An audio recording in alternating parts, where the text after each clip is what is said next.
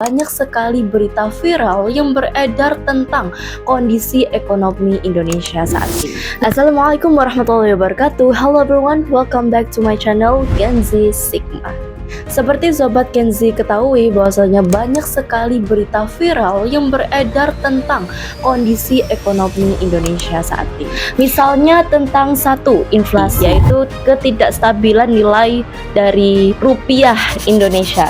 Kedua, yaitu krisis hutang dan ketimpangan Nah, ekonomi. jadi untuk bayar hutang aja kita harus hutang lagi. Utang untuk bayar utang. Untuk bayar bunganya loh. Jadi utang untuk bayar bunga utang. Kita harus pinjam. Sangat syariah ini obrolan kita nih. Oke. Nah, jadi karena ruang fiskal kita itu menjadi lemah. Heeh. Nah, trust dari investor melemah. Dan yang ketiga yang gak kalah hot yaitu berita tentang ketegangan geopolitik antara negara Amerika dan juga negara Cina. Aku harap berita yang sedang viral saat ini tentang kondisi ekonomi Indonesia maupun global bisa membuat Sobat Gen Z aware ya.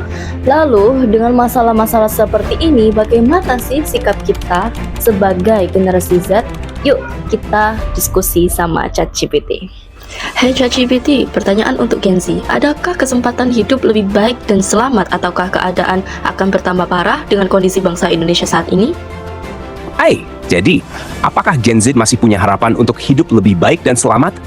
Jawabannya, iya, masih sangat bisa. Tapi ada syarat penting, Gen Z harus sadar, adaptif, dan aktif membangun diri. Kita semua tahu, kondisi bangsa saat ini belum sempurna. Literasi masih rendah, ekonomi belum stabil, dan sistem pendidikan masih banyak PR-nya. Tapi justru di situ letak peluangnya. Kenapa masih ada harapan? 1. Akses informasi terbuka. Gen Z punya keunggulan besar. Akses belajar ada di mana-mana. Mau belajar bisnis, skill baru, bahkan self-development, semua ada di YouTube, TikTok Edu, podcast, kelas online, dan banyak yang gratis. Dua teknologi jadi senjata. Kalau dulu orang susah cari peluang, sekarang Gen Z tinggal manfaatin digital tools. Bisa bangun personal brand, cari penghasilan dari HP, belajar hal baru, bahkan bikin dampak sosial. 3. Kesadaran diri meningkat. Sekarang makin banyak Gen Z yang sadar pentingnya mental health, self-growth, dan hidup yang bermakna. Ini jadi pondasi penting buat bertahan di zaman yang penuh tantangan.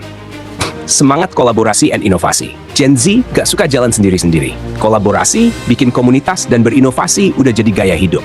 Dan ini bisa jadi kekuatan utama buat dorong perubahan nyata di masyarakat.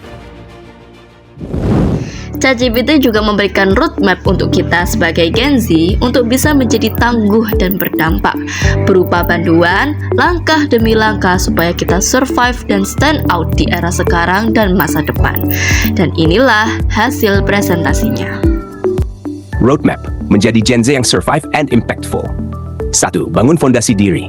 Usia 13-15. Fokus, mengenal diri dan membentuk karakter kuat. Kenali minat, bakat, dan nilai hidupmu. Mulai bangun habit baik, disiplin, tanggung jawab, konsisten. Belajar time management, self-love, dan emotional intelligence. Baca buku pengembangan diri dan tonton konten inspiratif.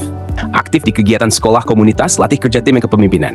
Mulai belajar digital skills dasar. Canva, Google Workspace, edit video, DLL.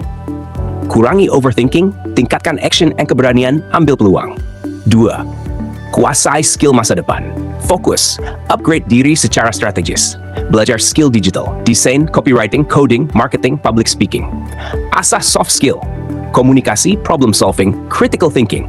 Bangun personal branding di media sosial, LinkedIn, IG edukatif, TikTok produktif. Ikut kelas online, gratis bayar, magang, volunteer. Buat portofolio digital, proyek pribadi, karya, resume, akun media sosial. Mulai coba monetize skill freelance, jualan online buat konten. Belajar finansial dasar, budgeting, investasi remaja, mindset uang. 3. Buat dampak. Fokus, berkontribusi, dan hidup dengan tujuan. Cari tahu masalah sosial yang kamu peduli, dan bantu sebisamu. Bangun komunitas kecil, atau jadi relawan. Buat konten atau project yang edukatif dan memberi value ke orang lain. Kembangkan bisnis atau karier yang punya misi jelas. Bangun mindset bukan cuma sukses, tapi bermanfaat. Tetap belajar dan adaptif, karena dunia terus berubah. 4. Review dan evaluasi diri setiap 6 bulan. Fokus, upgrade terus dan refleksi. Apa yang udah aku capai? Apa yang perlu diperbaiki? Apakah aku masih sesuai dengan tujuan jangka panjangku?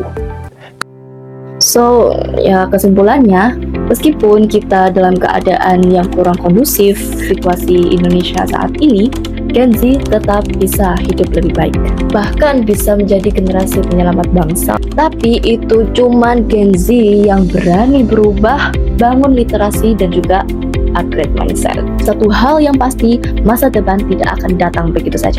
Karena seperti yang kita ketahui bahwasanya usaha itu tidak akan mengkhianati hasil. Masa depan ada di tangan kita yang pegang, dan kita punya kekuatan untuk menciptakan versi terbaik dari diri kita sendiri.